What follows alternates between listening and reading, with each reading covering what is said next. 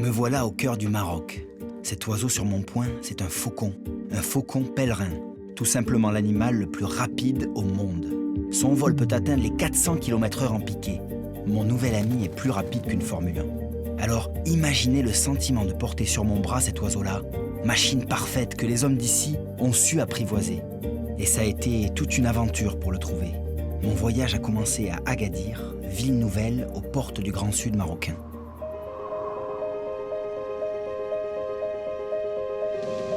Je suis à Agadir, cité refaite à neuf suite à un terrible tremblement de terre en 1960, 5,9 sur l'échelle de Richter, qui fit 12 000 victimes. C'est dingue. Ça va et toi? Agadir, c'est la cité balnéaire qui monte au Maroc, tout le monde va à Agadir. Agadir est la 7e ville du Maroc en termes de population, mais elle se dispute la place de première destination touristique avec Marrakech. Premier animal en ville, une bosse dromadaire. Les goléens là-haut. Et la mer en face. Comme toujours, je cherche les animaux, même en ville. En suivant la foule, j'ai l'impression qu'ici, tout se passe en bord de mer. Mais t'as bien mangé, toi, bâtard? Chocolat. Je vais faire un voyage pour découvrir les animaux du Maroc. Ah, c'est trop bête. La plage est là, après, moi, je vais dans le désert.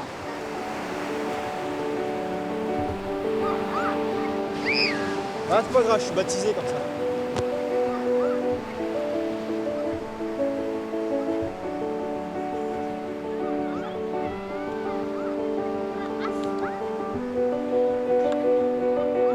C'est où le port? Ciao!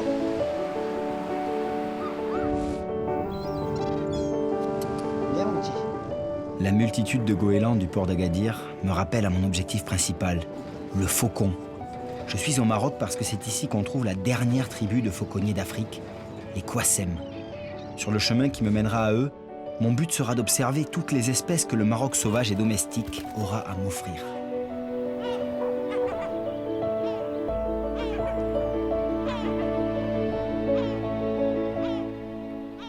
Et faucons?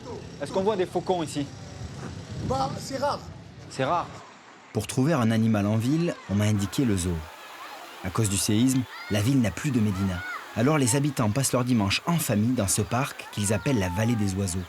Il abrite des animaux du Maroc et de toute l'Afrique. C'est délire. Je suis au zoo gratuit en plein centre-ville. Je l'ai jamais vu. Le mouflon, il vit ici. Il n'y a qu'ici que je peux le voir au jardin d'Agadir. Ils sont costauds là.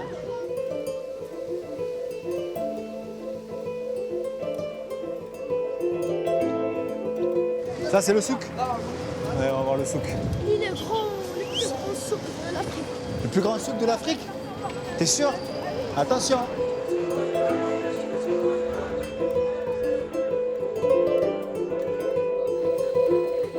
Un guide. Ginseng, aphrodisiaque. Ouh, ça. Ça m'a fait quelque chose. Qu'est-ce que c'est ça? Ah, la pierre d'Alain. Ouais. Ah, la peau de serpent. C'est un python, ça. Et ouais, ici, ils braconnent pas mal. En Afrique, on braconne les grands pythons et les peaux sont utilisées comme ça. Alors ça, c'est dramatique, quoi. Tu vois? Camphre et menthol. Ouais, tout petit bout. Impressionnant. On dirait de la menthe pure.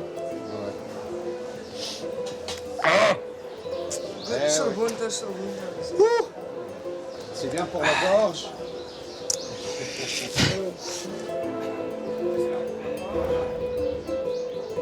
Donc là, je me balade dans le souk. En fait, j'ai une idée derrière la tête. Il y a dans des traditions de ces pays, d'Afrique du Nord, mais aussi d'Afrique noire, d'utiliser des produits animaux, peau, carapace de tortue, des cornes de gazelle, de vraies gazelles, ou des plumes d'oiseaux, parfois même de la cervelle de hyène, à des fins aphrodisiaques, ou pour conjurer le mauvais sort, ou même en tant que remède. Et là, j'ai trouvé un vieux monsieur qui vend des peaux de hérisson, des peaux de léopard, des peaux de serpent. Bien sûr qu'il y a un trafic d'animaux là derrière. Il ne me laisse pas aller jusqu'à son stand. Il ne me dit pas d'image, je veux rien savoir. Le trafic d'animaux sauvages, c'est un des trafics principaux au monde avec les armes et la drogue. Et c'est un drame pour la biodiversité, quoi. Ils les ont probablement capturés dans la nature. Donc c'est pas top. Et ça, c'est le chardonneret. Moi, ça me rend un peu triste parce que le chardonneret, j'aime l'observer dans mon jardin. Et les bons chardonnerets chanteurs se vendent très cher, très cher.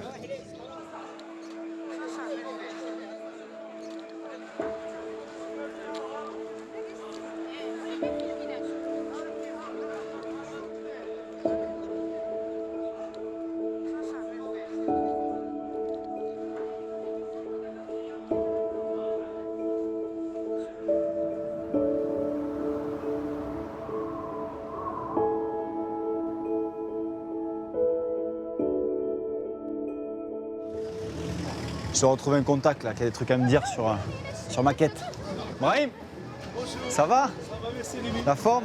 Très bien. Tu vas me faire grimper là-haut quoi? Eh ben oui, on va faire un petit saut là-haut. T'as eu des nouvelles pour moi là par rapport au fauconnier dont on avait parlé? La concentration des fauconniers, c'est surtout dans la région du Doukala. Moi je vais faire mon trajet si tu veux, nature. D'accord. Je vais aller un peu à la rencontre du Maroc que je connais pas bien, tu vois. Et je vais faire en sorte que mon chemin voilà, m'amène vers là-haut quoi. Donc au centre nord du Maroc, ouais. Il y a toute une communauté là-bas. Tu vas voir. Je le sens bien là, je le sens bien.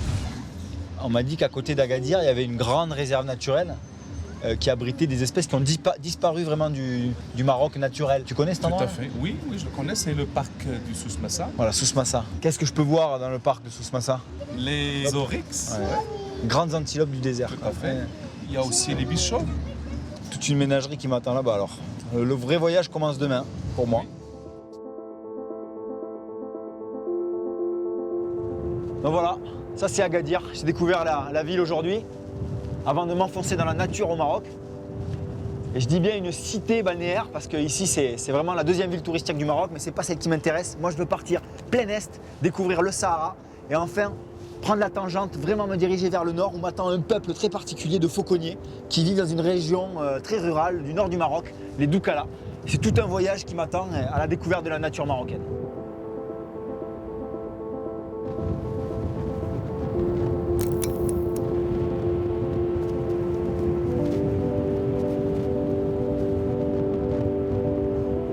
Souss-Massa, un avant-goût de désert. Au creux des dunes, une réserve qui abrite un animal mythique, fils du Sahara, ayant complètement disparu à l'état sauvage, l'Oryx algazelle. Je rencontre Reda, un naturaliste pour le moins engagé. Je veux partager avec lui mes impressions sur la ville d'Agadir et glaner quelques conseils. Je sais pas trop quoi penser là d'Agadir. Je suis arrivé dans cette ville qui n'est pas un fleuron de vie sauvage quoi, ou de nature, présence animale. C'est à part au souk où j'ai vu quelques pots, quelques usages, sans trop pouvoir les qualifier. Ça, c'est autre chose. Ça, c'est à des fins de magie. Ah. Par exemple, prenez le cas du fouet-de-queue. Ouais. Donc, on retrouve dans la région de C'est Tata. un reptile, c'est ça? C'est un reptile. Ouais. Et il est vendu au souk, au marché noir, vendu par des braconniers. On le retrouve au souk. Et d'après certaines histoires bracadabrantes, Ouais. son sang, il est bon pour guérir l'asthme. C'est du n'importe quoi, il est égorgé. On m'avait même parlé de la hyène. Ouais, ça veut dire. Et on en ça fait se quoi? vend énorme, à des fins de magie. C'est un sort de gris-gris qu'on porte sur soi. Voilà, Et... voilà. Et ça coûte énormément cher parce que hallucinant. le gramme, il est entre 1000 et 2000 euros le gramme. La semaine dernière, Ouais. sur un site de vente internet, Ouais. j'ai retrouvé rubrique animaux, un faucon à vendre à Agadir. Un faucon? Un faucon. Moi je suis là au Maroc en plus pour voir les faucons. Voilà. Alors je l'ai. Je savais pas qu'on en vendait sur internet. J'ai appelé le monsieur, il en demandait 300 dirhams, je lui ai dit 150 dirhams, il me l'a livré chez moi à la maison. On est parti ensemble, la nature, et on l'a relâché. Ok, donc Et toi j'ai- t'es allé acheter un faucon Voilà. avec tes propres deniers, C'est ça. tu lui as rendu sa liberté. Lorsque le monsieur me l'a livré, il me l'a livré dans un carton comme ça. Tout petit carton, Boîte de avec une chaussures. petite ouverture pour qu'il puisse respirer sans plus. Dans un sale état, et je peux vous dire que lorsque je l'ai lâché, je reculais, c'est le bonheur. Comment il a volé et tout. On le voit parce que ça se sent dans ta voix, qui vibre et l'œil qui brille. Bah oui, bah oui. Eh oui. Je vais prêcher ta parole alors sur mon chemin. Voilà. Moi je veux pas voir un faucon en cage bien sûr, je veux en voir un sauvage ou alors Voilà. en harmonie avec Voilà, des propriétaires voilà. responsables. Alors les fauconniers, c'est une tribu Ouais. dans la région de Doukala. Voilà, c'est ça. Voilà, c'est une région de Doukala. Et elles, c'est ancestral. C'est un amour. C'est comme ceux qui. Tu parles d'amour carrément. Oh, ouais, c'est un amour avec son faucon. D'ailleurs, vous allez retrouver le faucon qui n'est pas mis dans une cage à part. Vous allez le retrouver chez lui, à la maison, Ah ouais dans un coin. Voilà. Ils les ont dans le salon quoi. Dans le salon. Le faucon est C'est énorme. intouchable. Merci Reda. C'est moi. À la Allez, prochaine. à la prochaine. Au Salut. revoir. Ciao.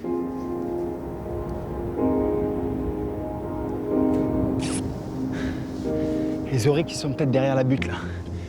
Je vais m'avancer comme ça à pas de loup. Là c'est énorme. Parce que je suis juste à côté d'une des antilopes les plus rares du monde, l'Oryx algazelle. Magnifique, une œuvre d'art le truc. Une œuvre d'art. Elle est en danger critique d'extinction, cette espèce d'Oryx. C'est énorme de voir ça. En tout cas, je peux observer leur comportement. Comme j'ai un comportement de prédateur, Il est un peu inquiet parce que je m'approche à pas feutré, je l'observe. Ils aiment pas trop ça. Chassés depuis toujours par les tribus sahariennes pour leur viande et leur peau, les oryx algazelles, aux cornes pouvant atteindre 1,50 m de longueur, furent même apprivoisés dans l'Égypte ancienne en tant que pur symbole de prestige. J'espère que l'oryx quittera un jour ses réserves pour hanter à nouveau le Sahara sauvage que les hommes d'aujourd'hui ne savent plus protéger.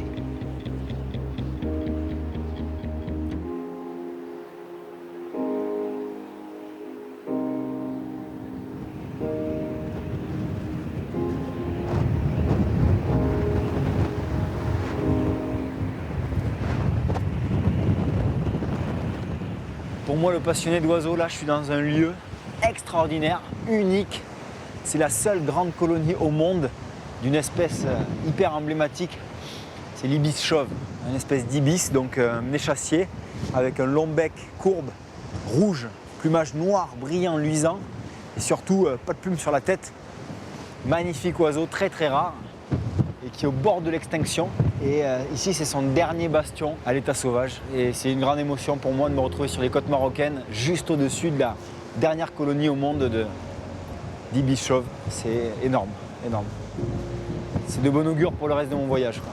Ça illustre bien toutes ces espèces en sursis qui sont au bord du gouffre, au propre comme au figuré, au bord de l'extinction. C'est un drame, mais il faut être là pour en témoigner quand même.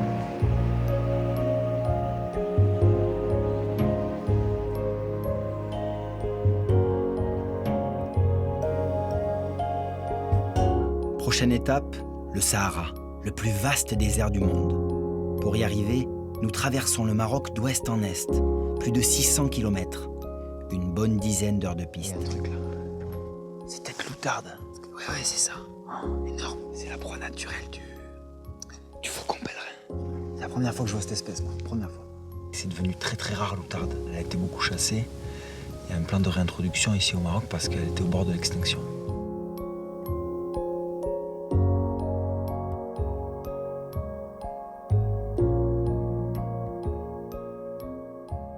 Bon, je suis arrivé dans le désert. J'avoue, je suis un peu hébété là. Et là, il y a un campement bédouin. Il est tellement fin ce sable. Ah, ça. Et si je marche tout droit, j'arrive à Tombouctou en 42 jours. Plus qu'à trouver un dromadaire. Ahmed? Salam. Salut, salam alaikum. La baisse? Alhamdoulilah, ça va. Je me sens un peu bizarre parce que je viens d'arriver, je connais pas ici, tu vois, c'est le silence en fait, je crois. Oui. On n'est plus habitués, nous, au silence. Moi, on m'a dit qu'à Marrakech, il y a des gens qui utilisaient des serpents pour se faire payer par les touristes, pour se faire prendre en photo, mais que les serpents y mouraient et que finalement les espèces sauvages étaient en voie de disparition. Et bientôt, il n'y aura plus de serpents au Maroc à ce rythme-là. Les cobras, tu sais, tous ces serpents. Oui. Ils leur arrachent les crochets et ils les utilisent comme ça. Moi, je pense, je suis très content, c'est les gens-là, ils ont utilisé les serpents-là pour gagner leur vie et pour le prendre soin. Mais pour juste faire le cinéma ou bien ça, ils le lisent, pas donner à manger, pas rien. Non. Comment tu vois l'avenir, toi, de la nature ici? On n'a pas bien protégé. Et ça, c'est notre défaut. Et ça nous manque en éducation. Ça, surtout, au Maroc, ça nous manque clairement parce qu'il y a beaucoup des animaux qui sont disparaître. Voilà, le lac d'Eriki, par exemple. Il y avait un lac, Un lac Eriki qui était séché, la dernière goutte qui était partie, c'est en 1963. Il n'y a plus de lac maintenant. Maintenant, Donc il n'y a plus d'oiseaux, il n'y a plus de poissons, il n'y a plus de... Non, rien. Il y a Désert. rien. Que de désert. Demain, tu vas me montrer, si on part très tôt, tu me montres un peu ton pays, là Oui, avec plaisir. Ouais. Oui.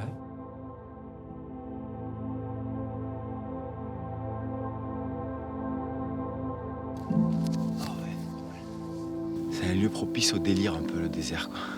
On perd nos repères un peu, quoi.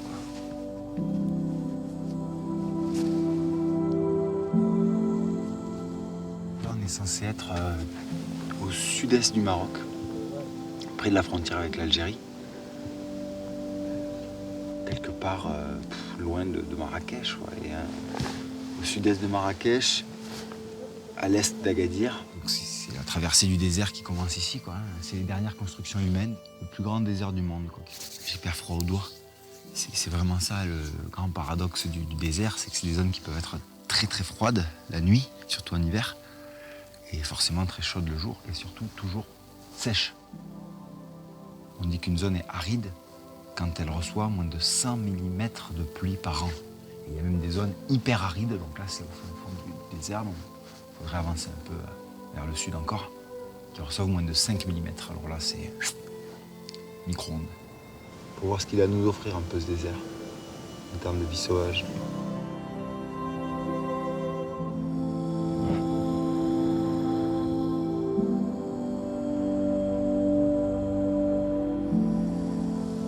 Toi, tu regardes les traces d'animaux aussi? Oui, les traces, oui. Ça, c'est quoi là? Ça, c'est des souris. Les souris? Oui, les souris. Ça, c'est Des phéniques. le fennec, ça? Oui, ça, c'est des phéniques. Ça, c'est des scarabées, là. Les berbères, ils sont proches des animaux? Ah oui, ah oui. Le plus animal plus proche, Ouais. pour nous, c'est le dromadaire. Quelquefois, on voit le dromadaire, il Ils se roulent. il se roule dans le sable. Ouais. On dit que, Inch'Allah, la pluie, il est presque. La pluie va arriver. C'est vraiment votre animal ici, le dromadaire. Il y a un oiseau qui nous appelle aussi là. L'eau fraîche et salutaire attire les passereaux du désert. L'élégant traqué à tête blanche, souvent solitaire, et le roselin gitagine, bien plus grégaire, dont le bec semble ensanglanté. Ces oiseaux peuvent parcourir de grandes distances pour venir s'abreuver.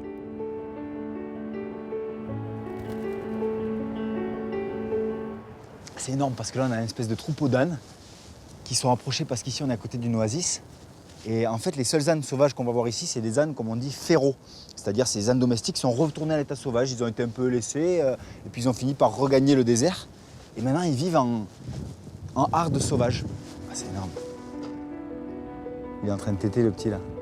C'est unique ça, unique.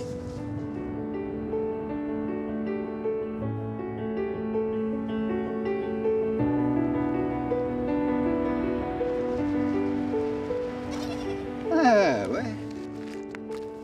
Il va d'oasis en oasis, de rocher en rocher, on dirait qu'il rigole dans le désert, alors que c'est un lieu de fracas minéral, de chaleur extrême. Les chèvres, pas de soucis.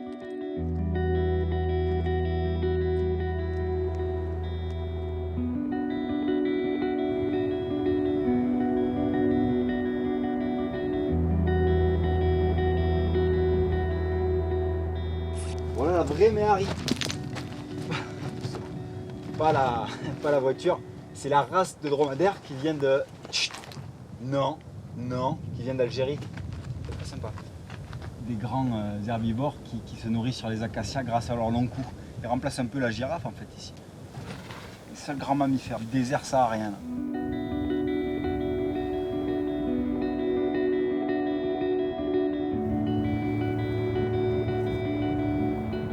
C'est énorme. En fait là je suis face à une espèce qui est en train de devenir très très rare au Sahara. C'est la gazelle d'Orcas. C'est une toute petite gazelle en fait, c'est une des plus petites gazelles, toute grise comme ça, voilà. Alors là, ce qu'on appelle les larmiers, le coin antérieur de l'œil jusqu'au museau présente une ligne noire avec au-dessus une ligne blanche. Ça fait comme si elles étaient masquées. Elles sont parfaites là, un bon habitat mais qui est en régression. Pourquoi? Parce qu'il y a un phénomène de désertification. On dit que les déserts avancent, c'est pas faux. C'est tout simplement que le sol s'en va. C'est l'érosion du sol, mauvaise agriculture, trop de brûlis, d'écobuage, trop de pâturage, ce qu'on appelle le surpâturage des troupeaux, des moutons ici. Et voilà, le sol finit par être lavé, le vent vient enlever les dernières poussières, il n'y a plus que du rocher, donc plus rien ne pousse, le désert avance. Et ça, c'est un gros danger pour les animaux du Maroc. En fuyant les déserts, ils vont tomber sur l'habitat humain. Et ça, c'est pas bon du tout.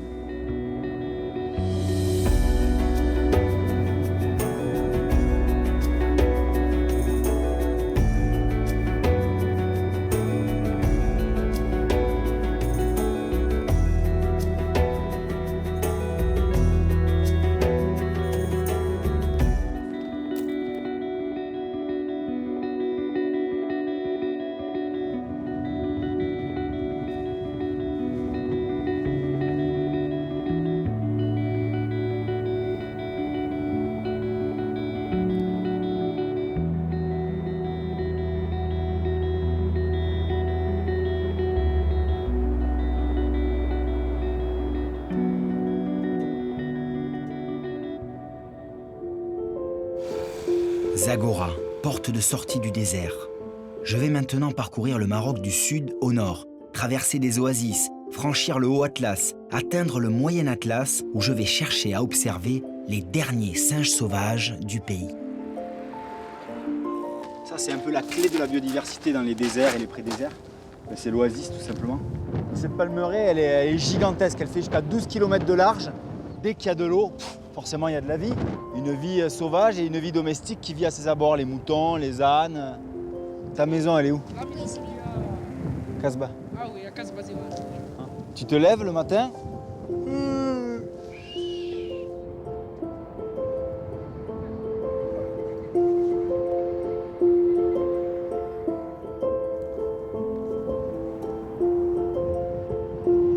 Les gens, ils imaginent toujours les déserts comme des dunes, du sable, ce qu'on appelle les ergues. Mais les regs, qui sont les déserts de rocailles comme celui-là, sont les plus fréquents sur la surface du globe. C'est vaste. Il pourrait se perdre. Ce qui est rigolo, c'est que les plantes, pour survivre dans ces environnements, elles doivent mettre leurs racines à l'abri de la lumière. Et même sous le rocher. Et en soulevant les pierres, on peut trouver des trucs comme ça. Le ténébrion est un expert de l'adaptation au désert.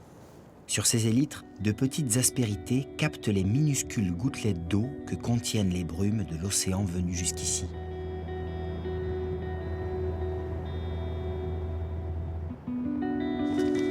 C'est la succession qui est impressionnante. On voit de la neige là-bas, et ici je suis dans le désert quasiment.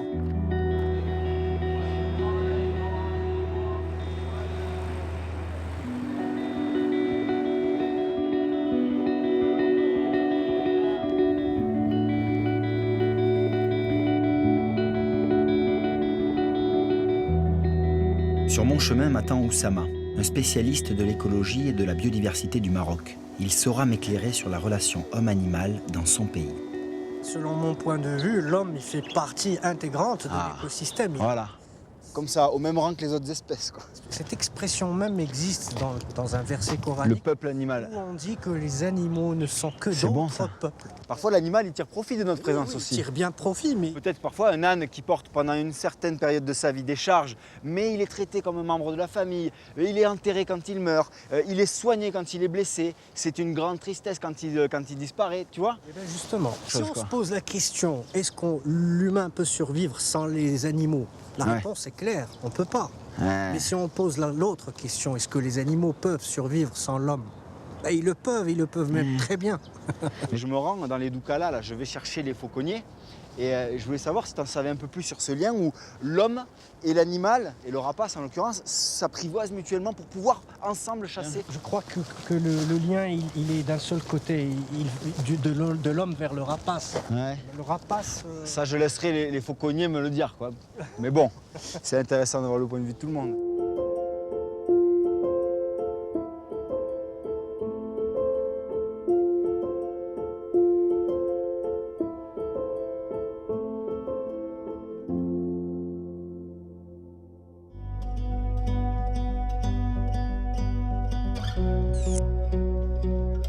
Ce qui est bon au Maroc, c'est que les milieux naturels sont hyper variés, très contrastés. Comme ça, on va pouvoir passer du désert à de la haute montagne, pas en un clin d'œil, mais presque. Et ici, je vais tomber sur une faune complètement différente et on va commencer à trouver ici les premières populations de singes magots. Donc c'est un macaque. C'est un macaque qui est en train de devenir très très rare ici. Donc ici, on est dans le Haut Atlas, c'est bien le toit du pays. On a l'Anti-Atlas, à peu près au même niveau, qui vient toucher le Haut Atlas. Et on a le Moyen Atlas, qui est plus au nord. Ça, c'est un cèdre. Comme il est en plein vent, en plein froid, souvent couvert de neige ou de... Ben, il a poussé comme un bonsaï sur lui-même. On peut se dire qu'il y a des siècles de vie devant nous, dans une aussi petite souche, un aussi petit tronc. C'est énorme, on a les premiers troupeaux qui montent sur les alpages. Pourquoi? Parce que là, elles sont sur des versants sud où la neige va vite fondre. La végétation va pas tarder à arriver là au printemps. Elles prennent les devants, là les jeunes pousses vont pas leur échapper. On a toute une cordée de brebis là, comme des alpinistes qui montent, qui se suivent et elles sont gardées par les chiens d'Atlas. Ça c'est l'Aïdi, c'est vraiment le chien de protection des montagnes du Maroc. Hein? Allez au boulot.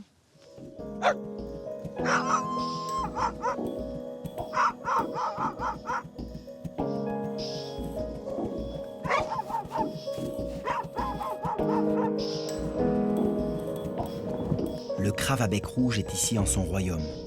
Ce petit corvidé est un as de la voltige, adepte des montagnes et des falaises.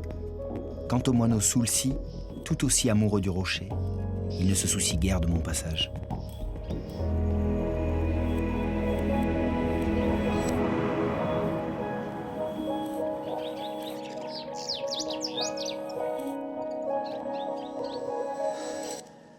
Je me suis trouvé un petit riad au creux des montagnes. J'arrive du sud, donc j'ai passé le Haut Atlas. Et là, j'arrive au point de jonction avec le Moyen Atlas. C'est une autre chaîne de montagnes où apparemment vivent quelques colonies de singes magos que je vais essayer d'observer dans leur milieu naturel. Ah, regarde. Cascade. La baisse.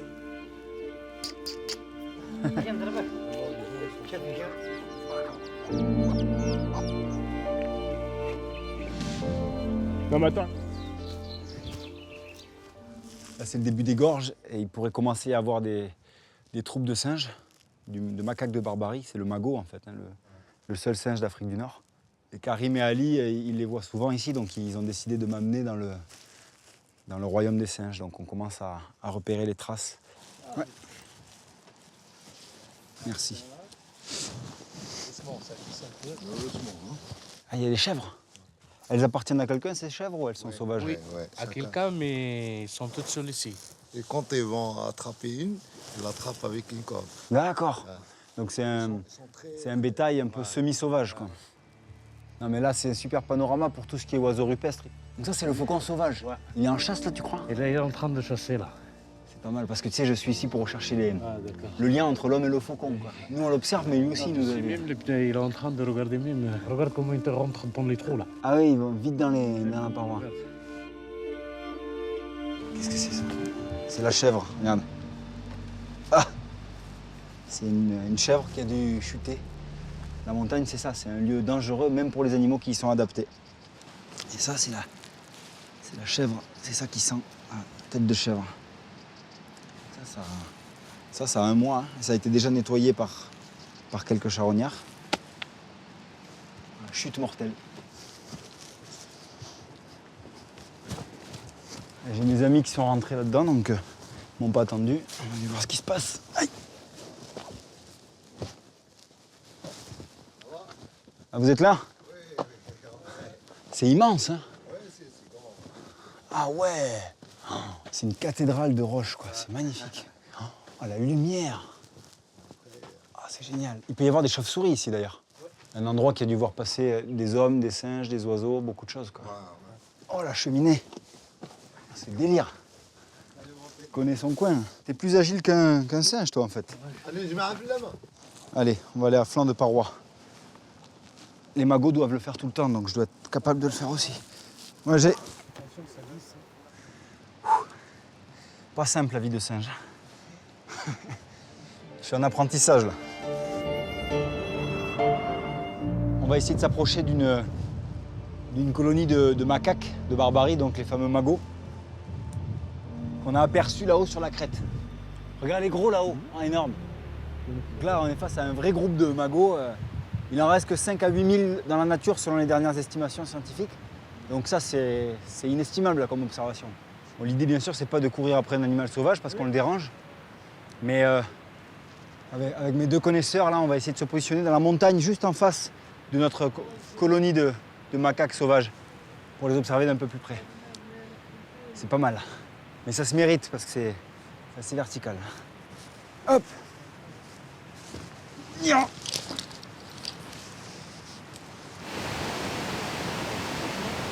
Ouais. Où ça? Elle est trop glissante. Je sais, mais tu vois, je peux pas te remettre. Attends, je vais y arriver, Tac, voilà. Je vais aller. Ils sont là sur leur rocher, il y a souvent un guetteur, une espèce de gardien. Et quand il voit les hommes ou le danger, ben, il alarme. Il prévient le groupe. Donc là, l'idée, c'est de pas trop non plus déclencher ces alarmes, mais de pouvoir observer le fonctionnement du groupe quand même.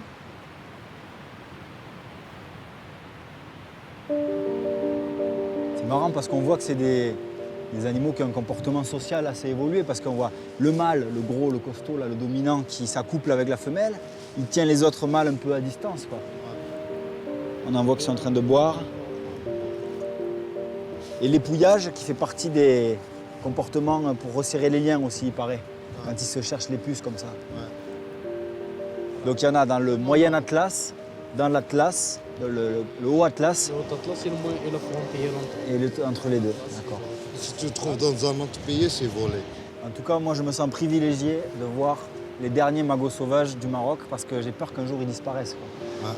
Nous aussi, on avait peur, vraiment. Parce que comme les gens commencent à donner à manger. Ouais. Donc il faut bien dire aux touristes de ne pas nourrir ces singes-là, quoi. Il y a des panneaux. Mais les gens, ils ne respectent pas ça.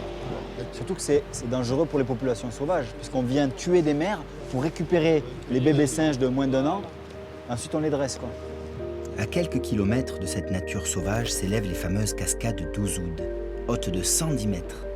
C'est ici, dans le Moyen Atlas, que se joue l'avenir du macaque de Barbarie. Mais l'endroit a été entièrement réaménagé pour les touristes. Tout n'est ici que boutiques et restaurants, et c'est le singe qui en pâtit. Il est devenu victime de ces hommes qui le rendent dépendant, quémandeur, et qui lui transmettent leur maladie. Là, on est au cœur du problème. Parce que là, on voit des macaques de Barbarie, donc les mêmes qu'on a vus à l'état purement sauvage et complètement dépendant de l'homme. Ici, sous une dépendance, parce qu'on voit les touristes qui les nourrissent, et même des vendeurs qui vendent des cacahuètes. Là, c'est le piège complet. Ali me dit que le singe tousse. Il a probablement une maladie qui est due à la proximité avec l'espèce humaine, qui risque de le mettre en danger sa communauté.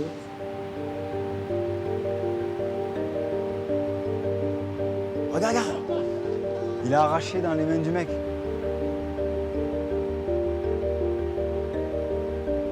On voit bien que c'était une zone qui avant devait être sauvage, complètement préservée. Ouais, normalement. Mais en fait, quand l'homme est venu se greffer à la cascade, maintenant... Ça commence, ouais. Quand on était petit, on était là-bas. Tu voyais que des singes sauvages. Des singes sauvages, Ouais. partout.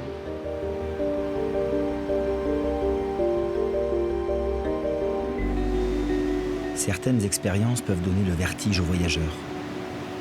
En une journée, je suis passé de paysages à couper le souffle à l'observation d'un drame, celui du sort de ces macaques.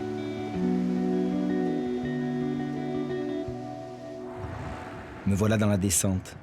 Depuis les hauteurs de ce moyen Atlas rougeoyant, je vais maintenant gagner les plaines fertiles des Doukala.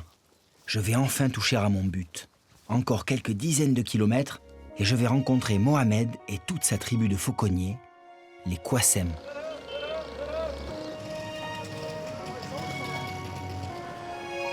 ولاد فريش شكرا.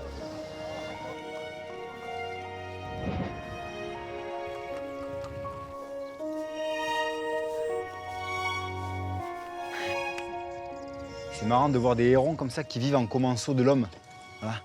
C'est-à-dire ils viennent profiter de la présence humaine, de l'activité d'un homme pour se nourrir. Ils n'ont pas du tout peur. Ça, c'est les hérons garde-bœufs. Ça, c'est ce qu'on appelle le plumage nuptial. Voilà, les deux partenaires, le mâle et la femelle, prennent du orange sur la tête et sur la poitrine.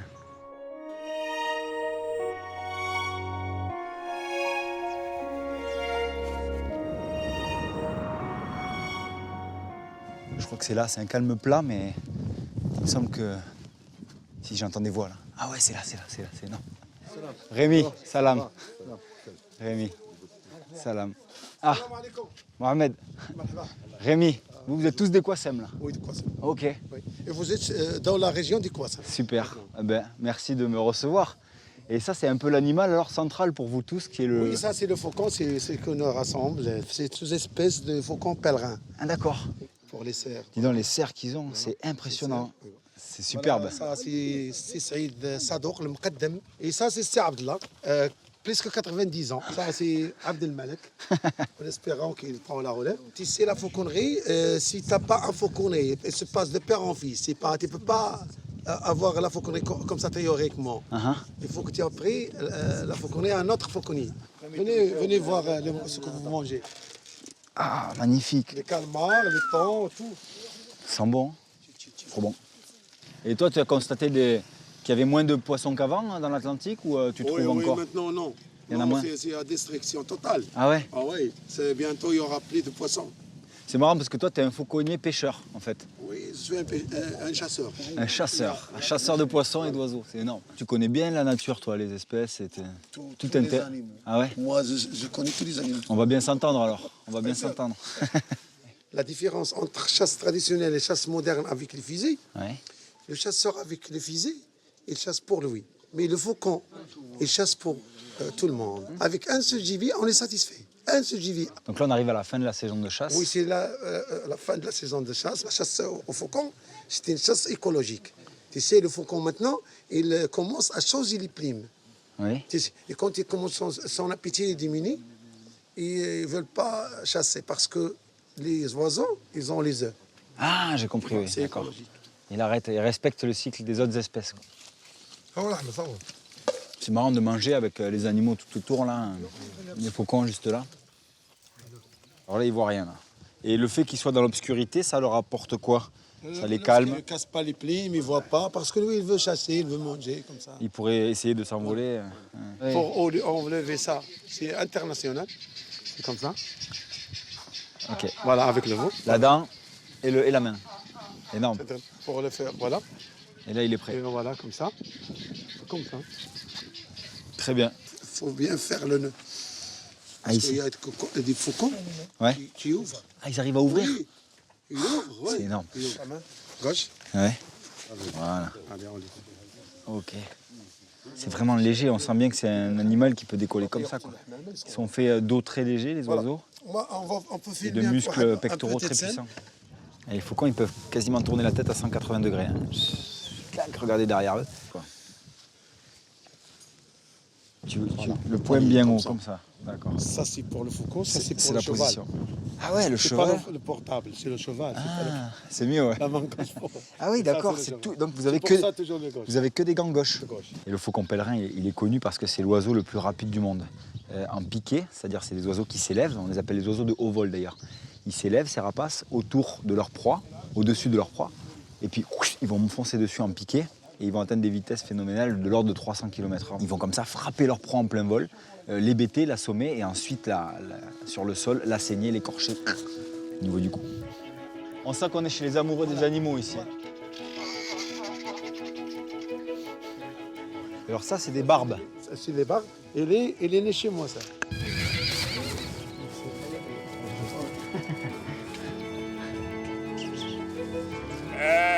Les petits agneaux qui sont nés dans la nuit. Toc. Là. Et ils ont tous leurs faucons? Oui, chacun a son faucon. Et alors on choisit quoi? Un mâle, une femelle, ça dépend? Tous des femelles. Tous des Il n'y femelles. a pas le mâle. Le ils mâle sont- est le petit. Ils sont plus forts, Ça, voilà, les oui. femelles. En fait, ça c'est un jeune faucon, donc un jeune faucon pèlerin qui a été capturé dans le milieu naturel. Donc il est en cours d'affêtage. L'affêtage, c'est l'apprivoisement de l'individu. Et pour la première fois, il va être mis en contact avec une proie potentielle, donc c'est un pigeon.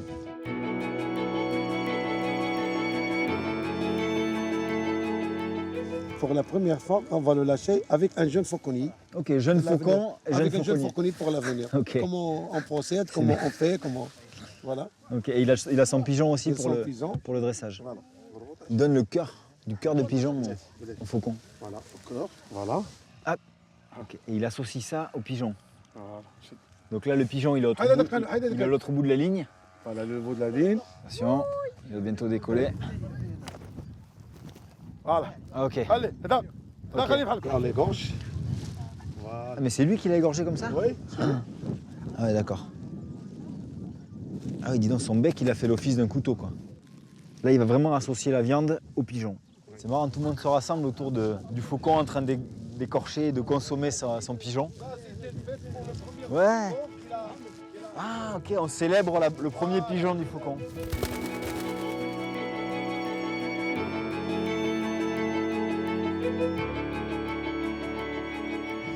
C'est marrant parce qu'il y a toutes les générations de fauconniers, il y a ceux qui ont mon âge, il y a les plus anciens, les très anciens, et puis il y a les tout jeunes. Est-ce que tu es fier de faire partie des Kwassen, de cette tribu de fauconniers? واللي تنبيات كيف جدود Et, تقاليد جدود il dit qu'il veut continuer les traditions de leurs ancêtres. نشوف الطير ديالي Il est fier de son faucon. Ah oui, il apprend à mettre le capuchon. Cette deuxième. Hop. Très bien. Ça, tu vois que c'est difficile. C'est le de geste. faire, toi. Vas-y, j'y suis là. Voilà. Alors, comment on fait? Ici? Laisse que ça tranquille. Ok. Allez, tu fais. T'as Alors, pas vu? si, c'est ceux-là, non? Voilà. Attends. C'est toi. C'est celui d'en haut. On va te montrer. Non, c'est l'autre. Non, laisse-le. Laisse-le. C'est ceux-là? facile, hein. Voilà. Ah, ok. Très bien. Enlève. Tu prends comme ça. Ok. Voilà, comme ça. Ah, énorme. Allez, Donc là, tu mets le chapeau. on le met comme ça en avant. Oui. Attention, tac. Non, il veut pas. Attends. Voilà. Faut passer par le bas parce qu'il y a le bec qui doit passer dans le. Ouais. Là. Très bien. Et là, je tire. Les longs, ce Les sont longs, qui d'accord, les grands. Ouais. Voilà, tu vois, il te montre. Là, Très bien. voilà. Et tu fais comme ça. On lui dit merci. Voilà. Ah, il est beau, hein?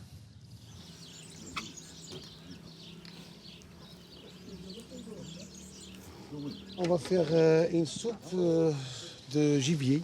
Ok, donc il est déjà là. Ah oui, la perdrix de tout à l'heure, La tu l'as. Ah oui, je vois, d'accord. La perdrix. On Ok. la fait. Ouais. Et on va faire l'oignon, les persils, l'ail. C'est la soupe du chasseur, quoi. Oui, La soupe du fauconnier. soupe de fauconnier. Donc c'est jamais perdu ici. Ici, tout ce que les faucons rattrapent, bien sûr, on les mange. Regarde, ça donne un bon goût. Super, les oranges du jardin.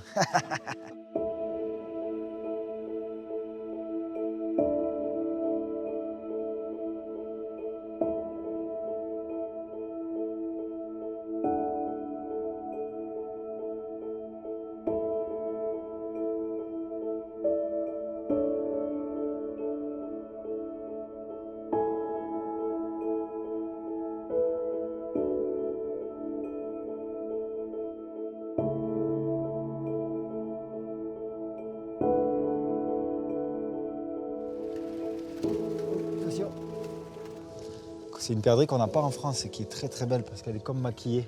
On utilise ces plumes pour la pêche à la mouche, tellement elles sont belles. Et ici, ils les élèvent et ils les lâchent. Comme ça, après, ça leur fait du gibier, mais ça renforce aussi la population sauvage. Ce soir, j'ai l'immense privilège de dormir chez Mohamed aux côtés des faucons. Je ne soupçonnais pas l'intensité de la relation entre cet oiseau à l'œil perçant et celui qui l'apprivoise. Et c'est dans l'acte de chasse au vol que réside le secret de ce lien. Demain, j'assiste à ma première chasse. C'est énorme, ils ont mis de la musique de la région pour bercer un peu les faucons qui vont s'endormir ici. Quand je disais que les gens ont des faucons dans leur salon, c'est même pas dans leur salon, c'est dans leur chambre.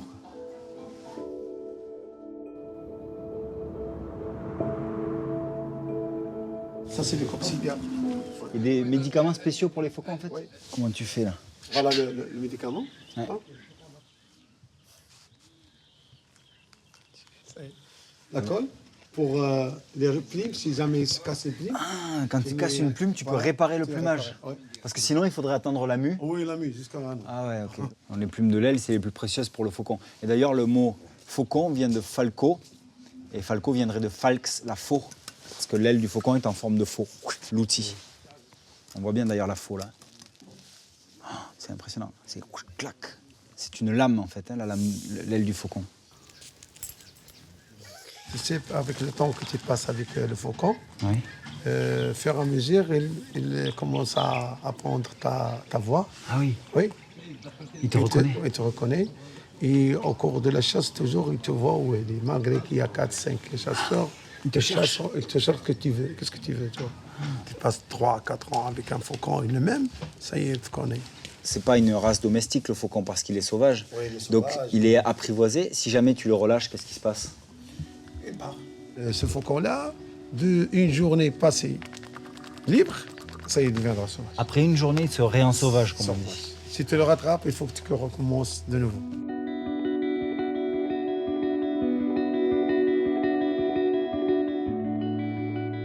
Direction les nids de faucons cresserelles, une petite espèce bien utile aux fauconniers. C'est l'occasion de comprendre comment les Kwasem capturent leurs faucons. Faucon contre faucon. Ils font quelque chose, des plis dans le pied, et le lâchent. Le faucon pèlerin, il croit qu'il rattrape quelque chose, il vient attraper tout. D'accord, ça c'est intéressant. Oui. Donc on lâche un faucon cresserelle, donc un petit faucon, en lui attachant des plumes à la patte.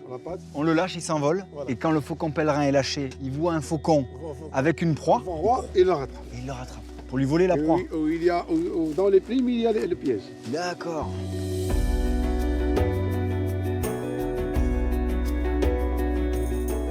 C'est marrant, on est vraiment dans un milieu où l'animal est omniprésent. Il y a des animaux sauvages qui viennent au contact des populations humaines et les animaux domestiques qui vaquent, les moutons, les chevaux, les volailles. Et là, on a les slougis, les lévriers arabes, les lévriers marocains qui sont en chasse autour de nous.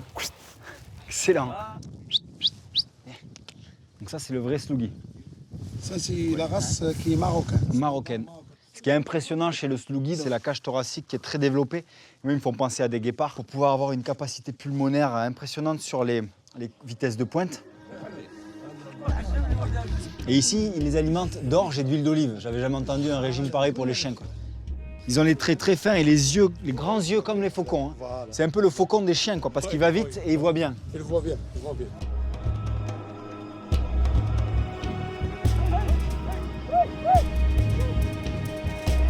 Oh là là, la vitesse! Regarde ça, regarde ça, regarde ça. Impressionnant.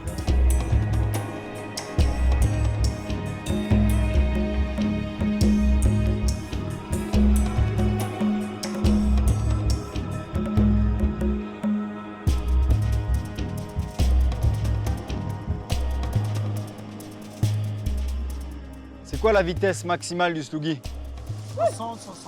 65 km/h. Et ce qui est bien avec vous, c'est que moi, ce que je recherche et qui s'est un peu perdu en France, c'est de vivre avec l'animal. Oui. Vous, là, on va manger, les chiens seront là. Voilà. Quand tu dors, les faucons sont là. Oui, tout. On a tout. Les animaux sont autour de vous. Ils sont autour, toutes les espèces d'animaux. Et voilà le couscous. Ah bah super. Ah ouais.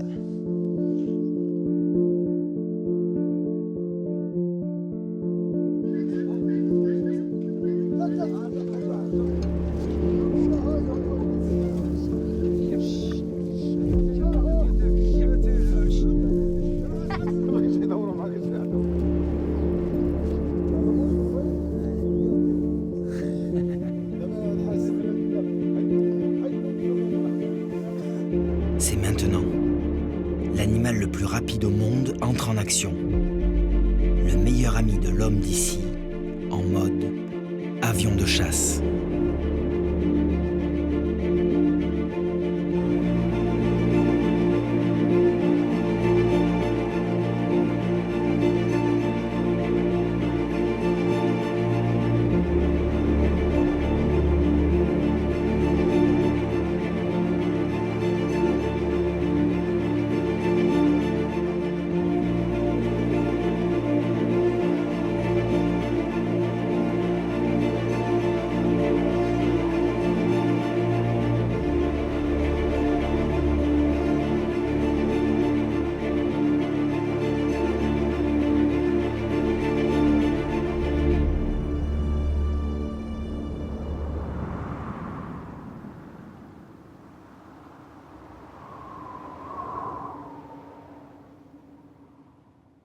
Mohamed me dit qu'il faut arriver tout doucement près de lui parce qu'il peut avoir peur qu'on lui pique sa proie, qu'on lui vole. Pas les mêmes uniformes. Ah ouais.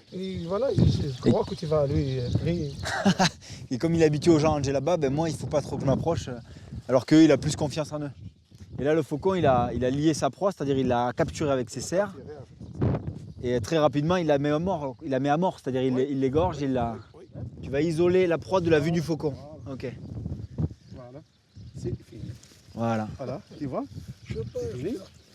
Là on le remet sur le gant. Ah, sur le gant.